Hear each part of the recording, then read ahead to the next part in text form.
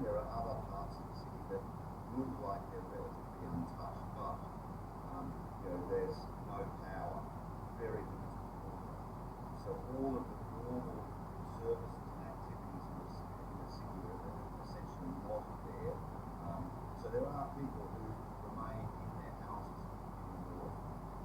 I spoke to a number of families and I asked them this question, and they would prefer to stay in their homes in the north rather than take the sort of quite often dangerous trek south to go into a situation where they're displaced and they are fully dependent on humanitarian aid. But secondly, they said, there's a chance my family could be gone in the south. And then overall, what have you been able to do in these last few days in terms of the number of trucks, including fuel? Have you got close to what Gaza used to get in aid even before the war? In the period of the humanitarian pause or the ceasefire, there has been a moderate increase in the amount of aid coming into Gaza, but by no means is it what we need to meet the need of essentially well over half the population being displaced, and also a population that are living in a situation where a lot of their infrastructure has been very damaged. These are crucial hours where we wait to find out if this current pause is going to be extended again. If it is not, and the war resumes, what do the next few days hold? For many people now, they've obviously welcomed the days of relative calm, but there is apprehension about what the future will bring. And certainly speaking to people in the north, the day before yesterday, they're very concerned that there'll be a renewed offensive in the north, and that they will go through a similar period of very high intensity conflict in urban areas, having a devastating impact on their communities. But equally there's apprehension in the south, and there is talk that the Israeli army will commence operations in the south, even talk that there will be ground operations in the south. We're very, very clear that the south is overwhelmed right now, and if there's further displacement in the south, for example down towards the Rafah Governorate, the civilian infrastructure will be overwhelmed, there's nowhere to shelter, and it's become very, very difficult to even provide basic humanitarian aid in that situation. So we are very concerned that major military operations will commence in the south, which is already struggling to cope with so many people who've come from the north, and really would be catastrophic if very active ground combat comes to the south of Gaza. Thomas West from UNRWA, thank you very much. Thank you, Michelle. It's now 25 past 8 now. These are days when to escape the news. The news about the real world matters. What you really need is news, chat, gossip about the utterly meaningless, unreal world, the world of entertainment and it is on bringing yet another podcast about Gary Lineker and the crowd. The rest is what we've got. Entertainment and philosophy. Guardian columnist, TV monitor, co-host now of this podcast. Game show king, consequently, so co-host to our podcast. Oh, that is, yes. Oh, I hate it, but I don't even think these things are meaningless, Nick. I think that the world of entertainment means a huge amount to everyone. I think it's a real pleasure to be talking stuff. Yeah, and also to talk about it in an interesting way. There's a lot of way people talk about entertainment. And you can look at the but it's fun sometimes to give, the behind the scenes stuff. As a producer for many, many years now, I can watch I'm a Celebrity, and I know what the producers are at, I know why they're casting the cast, I know what they're doing, the tasks they're doing. Sometimes I think it's fun to discuss those things as well. Yeah, that's the thing I think people don't know about you, who only know you as a top performer or an author. You love telling formats, you can set what makes it your job. Yeah, absolutely, and I've worked in it since I was 21, since my first day in work. And yeah, I love television. It's been my life and my industry, and it's lovely to talk about it. Now, I did go into my evenings doing big Hollywood stuff. I've got the book, so between us, I've got quite a lot of it. It's quite a lot of fun. Well, yeah, that's the interesting thing about you. A lot of people know you from your Waspish columns in the Guardian. It's just a paragraph at the beginning of today's, in case people don't know your stuff. And Petrostate history of kind of content. Sounds like a situation you shouted out in the hot night after they'd done the one about Plot Street to your hen house, and Jimmy Savile was to material against it. I mean, I like what lots of people do. You're a TV much so this is your world too. Yes, I've worked in various TV comedies. I'm in the works for one now, and yeah, so behind the scenes TV stuff. I mean, in the era of peak TV, we're going to have that one covered. I might ask you, Richard, about how you would succeed in the various formats, because it's got a real view, even how you get through embargoing. Yeah, I really, really do. I mean, You didn't get to a point. Did you not? So sorry to have Got the swap show. well, you see, I should have been here about 6 months ago when I told you. I'm bonkers about this. It's easy. Can you do a deep dive on that? Well, listen, We should explain to people who don't. yes. You basically Yeah, you buy stuff at auction. What you do is you understand with an antiques expert. You do exactly what they tell you, and then you understand also that whoever selling you stuff is on television, so you say, just make another 15% off. They just, for a sense of, oh, I probably should something TV, got to do that. So you just have to game it. That's hard enough. Bears, when he was in it, Bears got one of his mates to do all of his items. Well, okay, now, what's on the agenda for this? The stuff we talked about in our first show on Night of Barrage Down in the Jungle. Is it a good booking? Is it going to work? I mean, it's a It's good booking, but he's a poor contestant. not great booking. It's not going to do the thing with him that he wants it to do. You can see he's slightly louder and he wants to be able to use his sort of sound bites, and he's not able to because that show's much, much bigger. Barrage is using quality, which is actually very, very, very small. He's trying to hit his prepared lines over some camera things. I mean, you can't do it. You can do it on the Sunday morning shows, but you can't do it in the So we had a discussion, I was very the other day, this might be the route back in sponsorships. You don't think it's going to sell it to 6 million people tune in? But it's like music, which he's not in control of the format. He's not in control of the apprentice. He's the host. And if Farage is in this room with his really good view, he knows he's got 4 minutes, he knows he's off the air at some point. He's got zero control. It's very low status what he's doing, and he's with people who are virtually more charismatic than him. So it's doing the exact opposite of He's what a huge and brilliant man, as we've discovered. Yeah. Meanwhile, Jeff Bezos, what the fuck? Hugely enjoyed Jeff and Lauren in Vogue, his affianced, newly affianced life partner, down on their ranch where he was the launches of his Facebook from in West Texas. There's some fantastic photo shoots, so we've had a big fun with that. And that's the fun for me, because that's a story I don't particularly know. So I get to sit back in the arena talking all about Lawrence Sanchez and Jeff Bezos, and I'm so good. At some points I have to remember that I'm supposed to be on the podcast as well, so I have to join in. And then we talk about Squid Game, which is the most expensive game show ever made, which was just launched on Netflix. So, we get to really run the gamut of things. And try and talk about them intelligently, try and be funny, but try and just sort of spread a bit of cultural joy. Well, because these are the things people love, hate, find funny. I think we have to try. I hope that one thing we hope we won't do is talk about them always as like economic stories, because just because you talk about something in terms, even though these are sort of multi-trillion-dollar industries, it doesn't mean that if you talk about them in terms of the money they make, that it provides something with more gravitas. Sometimes it's just fun.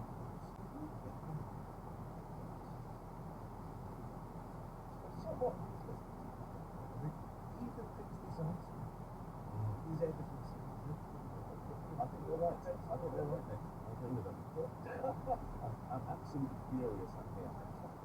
So good to be here. But I think actually that someone who listens to the day programme also has another big part for hinterland and will do all sorts of other things.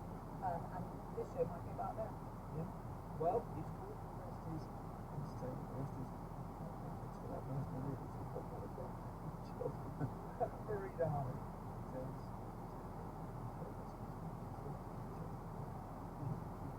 Diner.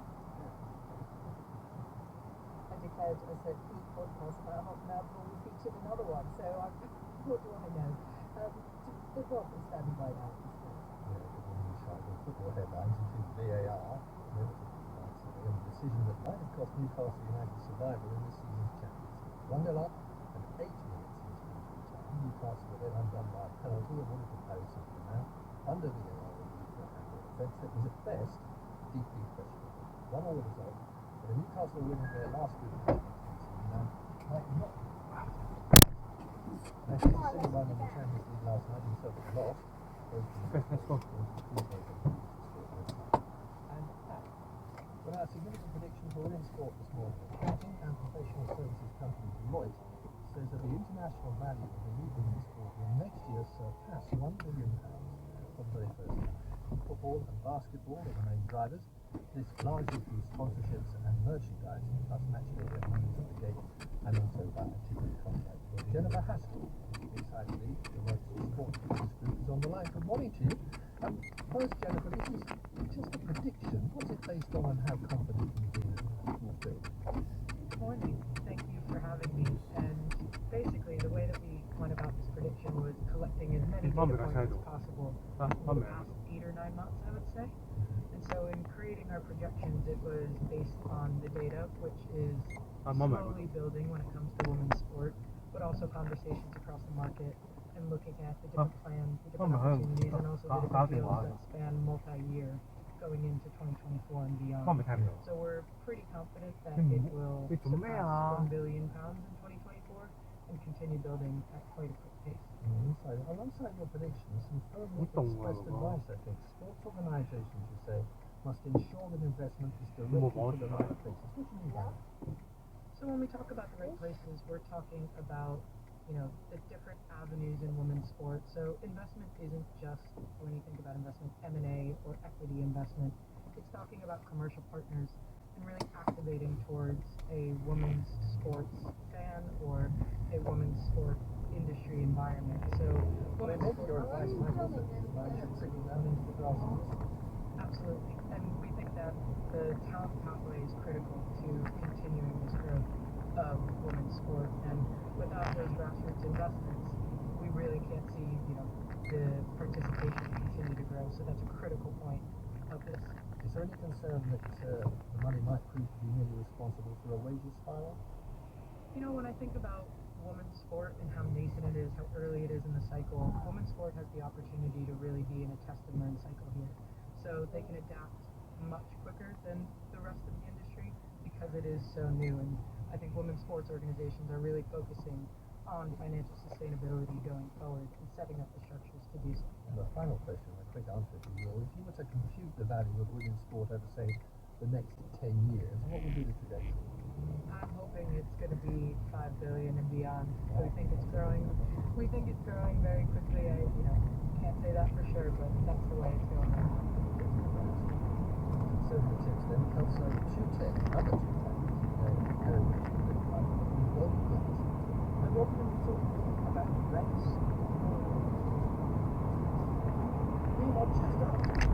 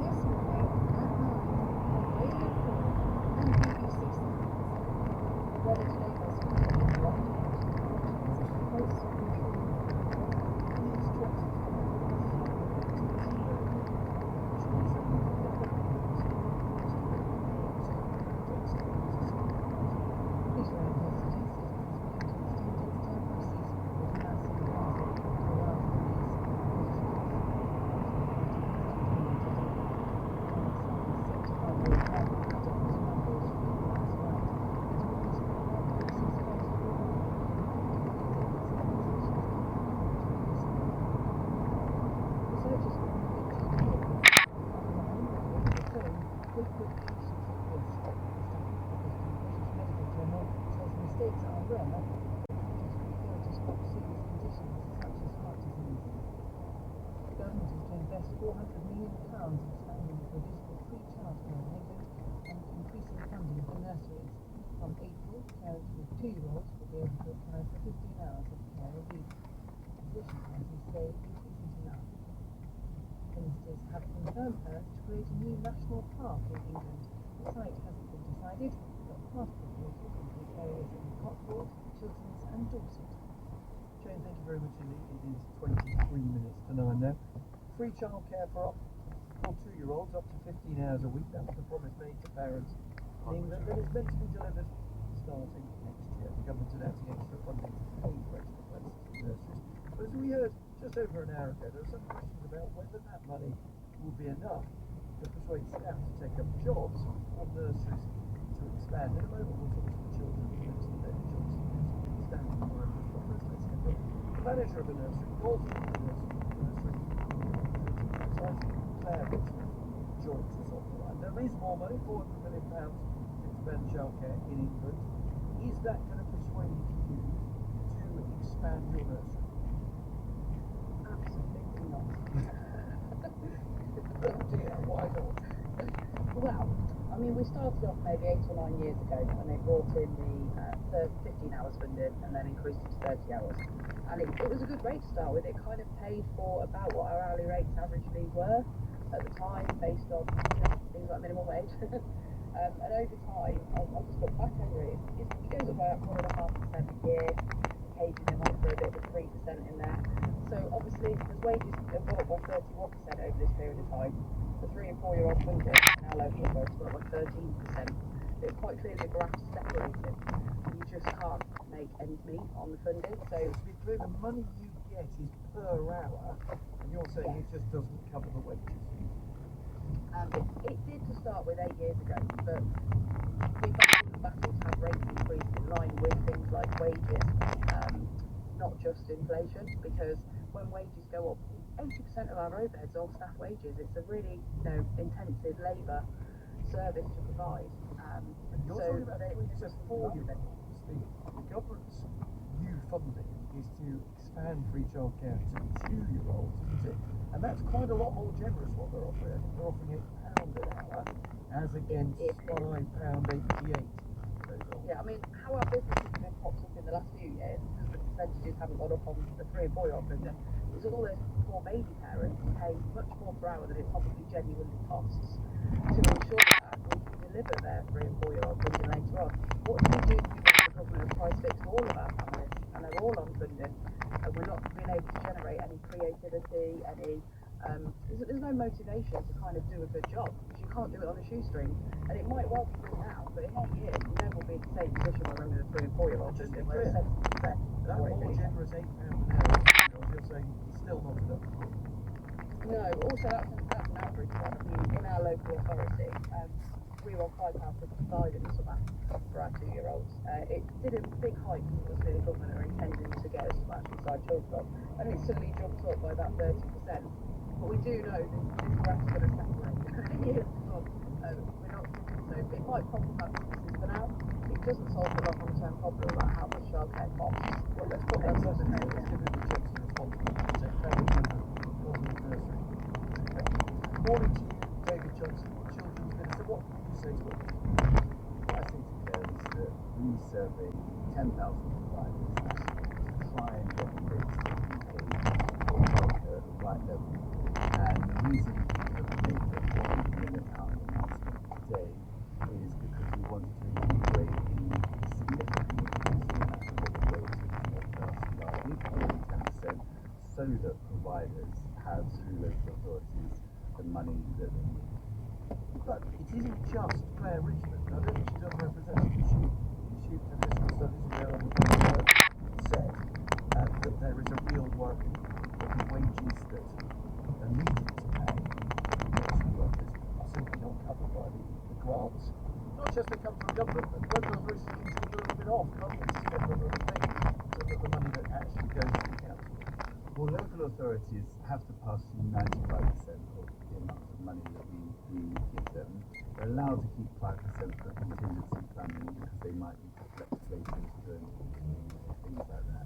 But this 400 million today is part of us doubling the amount of money that we're going to spend on childcare to conform to to 8 billion a year by 27-28, and that's actually going to mean that working families can claim 33 hours a week when their children are 9 months until they start school. What happens in April is the first part of that, which is the first 15 hours for tutor-year-olds. So you sound like you're not worried. And if I was a minister and I was hearing a manager of a nursery saying I won't expand it, it won't cover my costs, and I know lots of other people, I would be worried. Well, we are in monthly contact with local authorities to make sure that they've got the places that they need.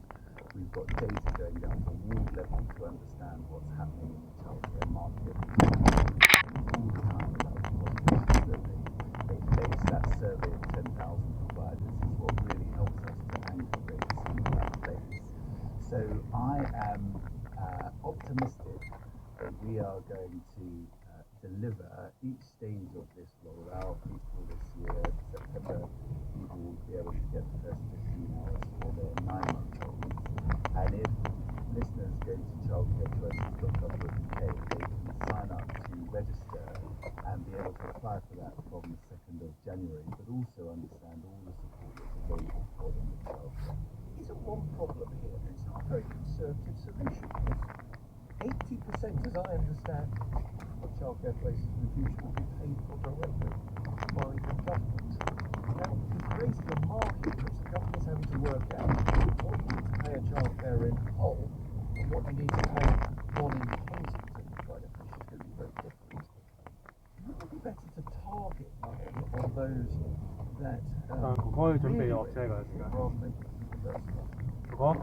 Or indeed encouraging people to do more childcare in a more informal way, childminders, help relatively. Well, we are also encouraging the growth of childminders. This is a very significant investment, and the reason it's a conservative solution is because what it's partly going to do is enable people to re-enter the workforce. It's going to allow people to take on more hours, choose from different jobs, get a job if they're currently unable to do so, increase their hours. And so it's going to be very good for the economy, as well as providing a really great start for children in those vital first 5 years. Okay, David Johnson, Children's Minister, thanks very much indeed for coming on the program. We'll come back to you in the months to come and see how that is proceeding. As ever, if you've got an experience as the manager of a nursery and you're struggling with often employed staff, or in fact, if you're who's going to do the job, it's always useful to hear your experiences. Email us today at bbc.co.uk. 그거?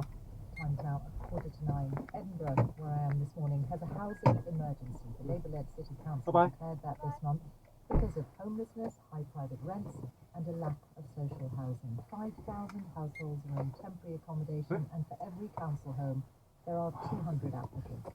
One single mother who is housed by the council in private rented accommodation has a landlord who wants the property back. She lives with her 6-year-old son.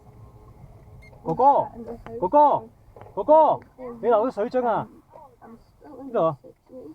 I mean, you come and say that they need to property back. I got lupus and I've been in and out of hospital since I was 15 years old.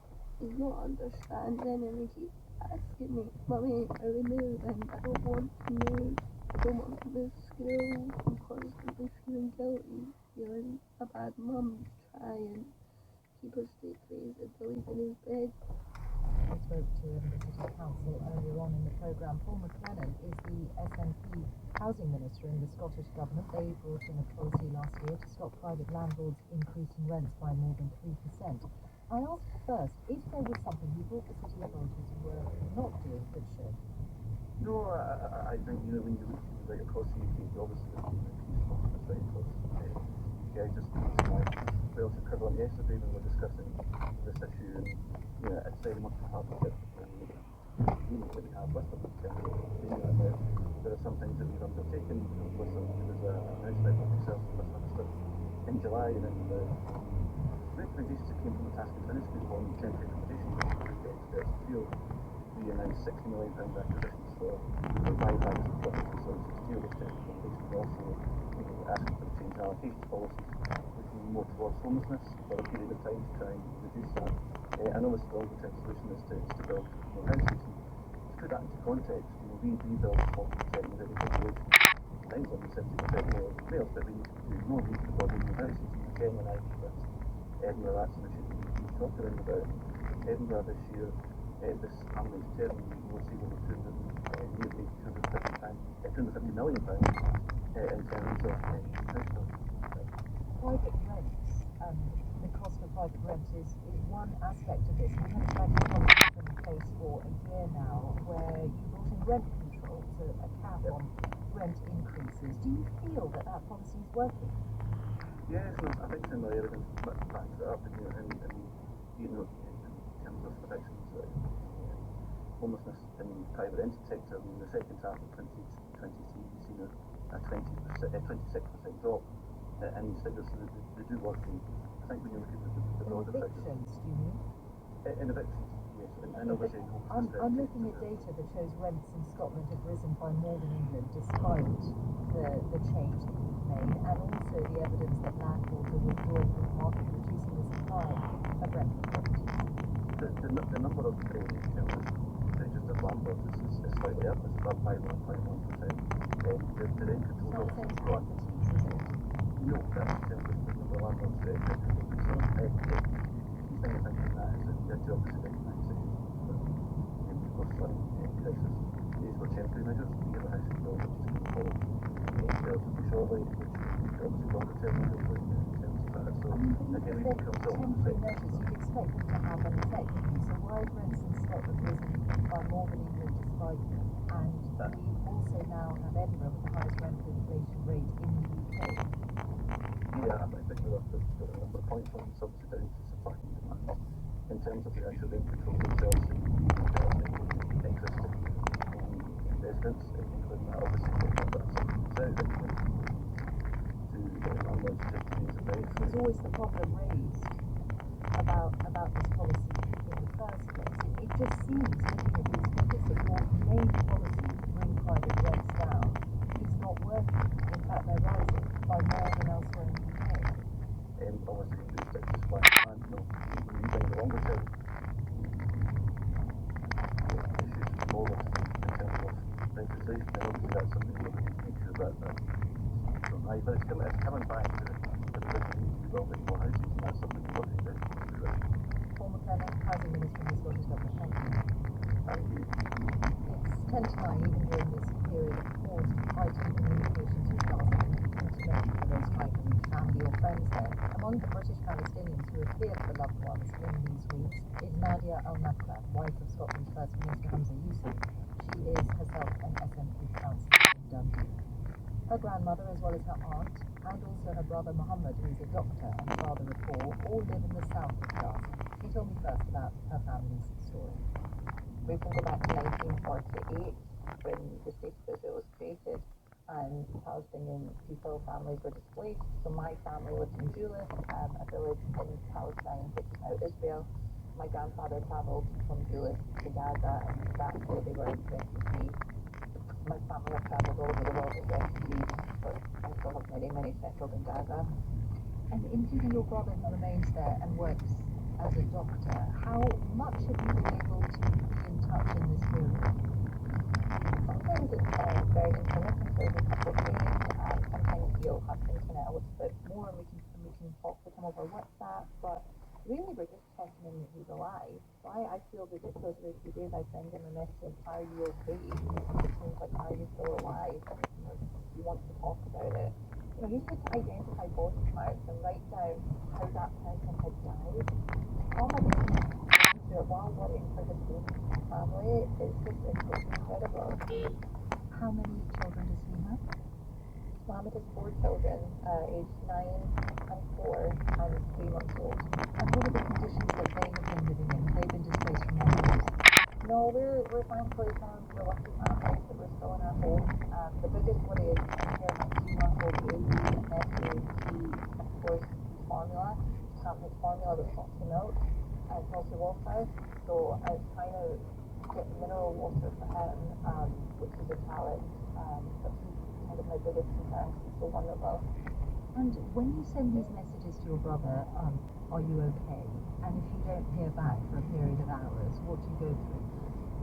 So all our family just start contacting everyone else. So because there's so many of us, like, has anyone heard from their brother where we stay? Has anyone heard from this family? Has anyone seen anything on the news? in Khan Yunis, I've got cousins in Khan Yunis, I tried to connect with him. So it's really just hearing from someone, and then we pass that all along the chain, so we know that they're okay. These last few days then must have been a great relief while this fall takes place. I don't feel it's a relief. It's a temporary pause against a massacre against the people.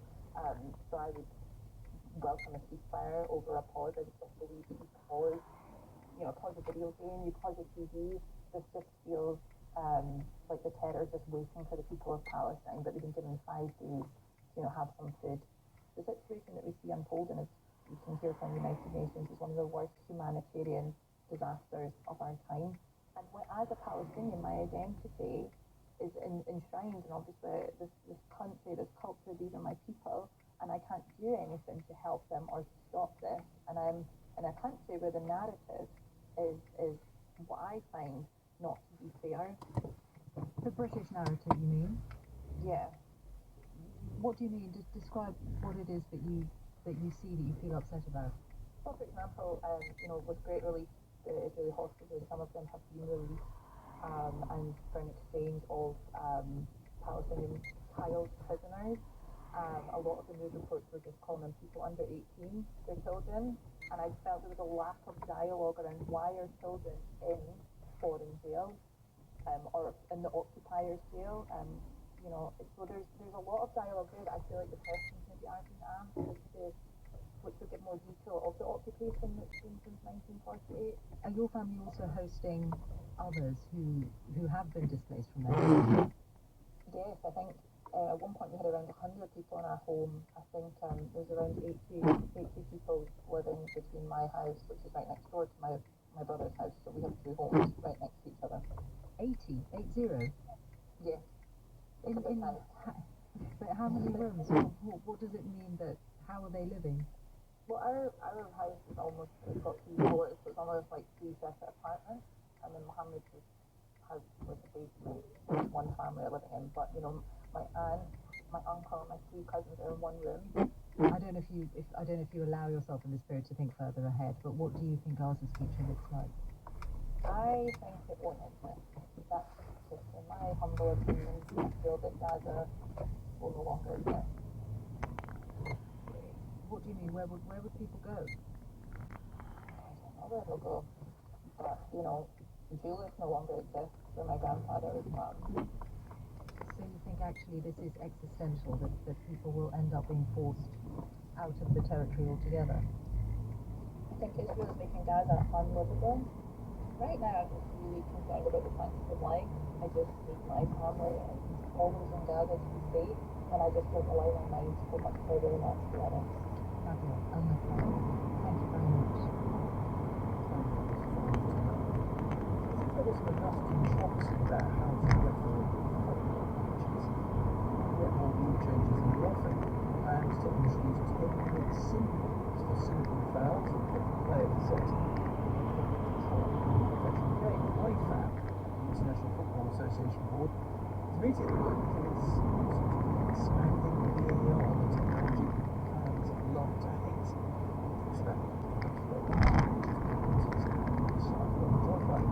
Very experienced referee, Jamie Francois, the first woman to come through the men's professional game, is now vice president of the International Federation of Sports Technology.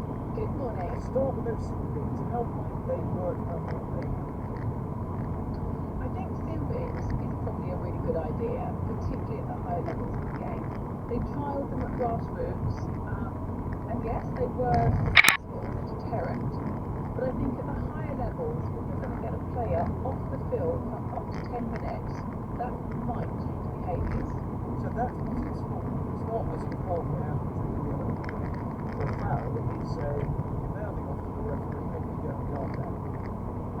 Yes, and I would like to hear how IFAB feel that it should be implemented, because I believe it should be rather than a yellow card, because referees don't like to be taking yellow cards for something for dissent. They don't like people more than managers or players like receiving them. So if we can use the Sinbin as a deterrent for behaviour, so they just calm down, just let the steam, hot air settle, then I think that's a really good idea. Yeah. I have to say that I'm fairly at a loss for words when I hear a bit of news. That VAR might be extended. I couldn't believe it. Tell me this. The referees think this is right. Well, I think this is now becoming ridiculous. The big issue with behaviour on the field now is mainly because of VAR decisions that are given or not given. So, like most things, we need to really drill down to the root of the issue, and that is, let's get VAR right. There's a big caveat here that says, be careful what you wish for. So clubs and managers and players kept saying that you want the big decisions to be correct.